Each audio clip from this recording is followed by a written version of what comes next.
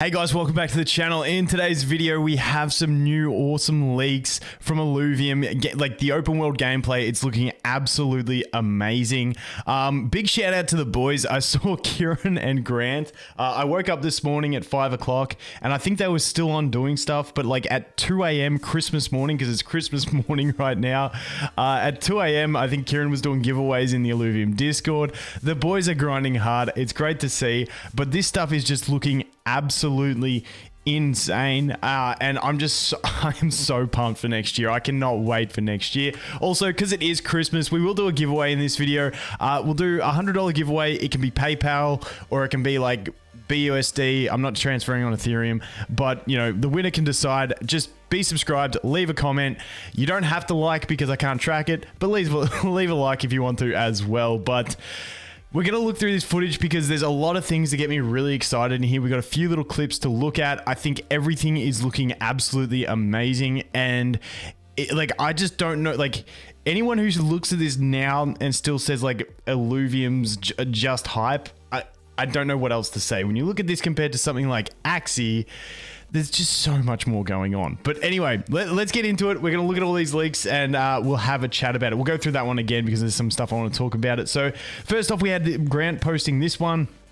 Just taking a look at the Crimson Waste. So the previous one we were just looking at was like the internal part of Crimson Waste, and this is like the external side of it. So in that one biome, you've got like these two completely different scenarios. And now when I did talk to Grant as well, he did speak about how they decided that they might put, and this isn't confirmed, keep in mind all these things can change, but he was talking about the idea of having like different sort of harmful effects, let's call it, in different areas. So I can see that if they go with that sort of idea, when you come to this part of the Crimson Waste, maybe it's like you won't be able to use your jetpack for as much or stuff like that. Like he's talked about some zones, maybe the mag boots are completely disabled. Some zones, maybe the jetpack's completely disabled. Stuff like that. Like other zones, you've got to keep moving all the time. Those were just some random examples he gave. But it's looking very clean out there. I'm assuming when we look down here, when we go we've got the hunters, I think this is just a placeholder because normally you'd only have your one hunter unless this is choosing your weapon that you're going in with, except one's a male hunter. So I'm not too sure. I wouldn't read too much into this. I think a lot of that would be placeholders, but overall it's looking pretty good in the scenery. But this was the big one again. We'll look back at it. Now, the one thing that I want to take away from this is like how clean. Like I love the overlay. The overlay is really clean. We've got down the bottom middle, you can see you sort of, I call it an overheat bar. I still don't know what they actually call it. I should ask that question. That's basically, you know, your energy for your mag boots and your jetpack. It's a shared energy resource. You got the map in the bottom corner. It looks like your bag next to it. And then we've got the energy. Obviously they'll probably add a couple more things into there. The energy down the bottom right, I'm assuming is going to be the exploration. Oh, you can't see the mini map because my head's in the way. Rip the dream. Rip the dream. There you go. Mini map there. But we do have the energy bar in the bottom right. Now, once again, I think a lot of this is placeholders in this. I believe that energy would be your exploring energy. And at the end here, we see them actually scan one of the singularities to see what's in it. And the energy meter doesn't move, but I'm assuming that's what that energy is going to be. So in the real circumstance, when you scan, you will get it. The thing that I love is you get this like camera change, like the color change. You go to black and white when it seems to be when there's a singularity nearby, because it happens twice in the clip. And as we look, you can see, like I said, you get close enough to it and then it happens. You can see it swirling around. Honestly, with this type of stuff, there is so many options I see moving forward for Illuvium. The fact that they're putting this much effort into basically just like an auto battler to make it fun. I'm just looking at all this stuff and I'm thinking it's not that fun. It's really not that hard to see them. Like obviously it's a lot of work to do, but now that they've laid all this groundwork, they've got the groundwork for a third person shooter. They got the groundwork for an MMO. Like, I just think like by putting so much effort into this first game and trying to be like such a dominant IP from the start, and then having this much infrastructure, like it like watching this doesn't make it seem crazy to have a third-person shooter or an action RPG or an MMO or something in the Illuvium world. Like, it just doesn't seem crazy when you watch how good all this open world stuff is, when effectively all this open world stuff is basically like Pokemon walking into the grass, but it's like 100 times funner. So like, I just think they've set themselves up really, really well for success in the future. But like I said, you go in, you shoot it, it opens up, and then we will see here, press E to interact, or we can go in, you can hold E to scan or hold R to fight.